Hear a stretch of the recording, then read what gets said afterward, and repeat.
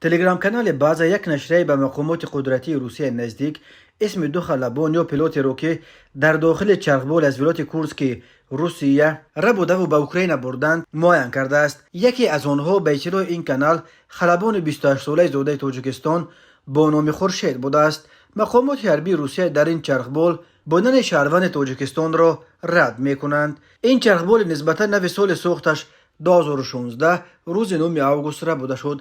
تنها روز 7 سپتامبر ریاست جاسوسی ارتش اوکراین تصدیق کرد که این نهاد یک پیلوت روس را برای گذشتن به طرف اوکراین و با خود به اوکراین آوردن چرخبولش مایل کرده است.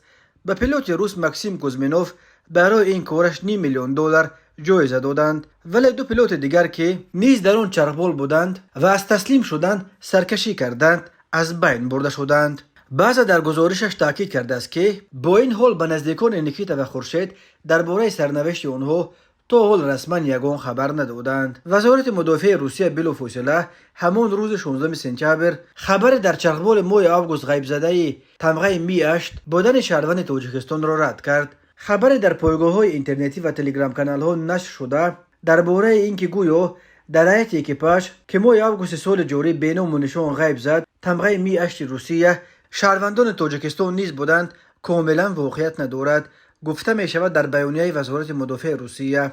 و افزودند که در هیئت قوه‌های هوایی و کیانی ارتش روسیه تنها شهروندان روسیه خدمت می کنند. اما این وزارت جزئیات دیگر خبر تلگرام کانال باز از جمله نیکیتا و خورشید نام داشتن دو پیلوت دیگر را شرح نداده است. گذشته از این باز در خبرش خورشید را زاده تاجیکستان نامیده بود، نه شهروند تاجیکستان. کاملا امکان دارد که خورشید مثل 10 افسر دیگر تاجیک شهروندی روسیه را گرفته باشد تا که خدمت در صف قوه‌های هوایی و کیهانی ارتش روسیه را به دست بیاورد.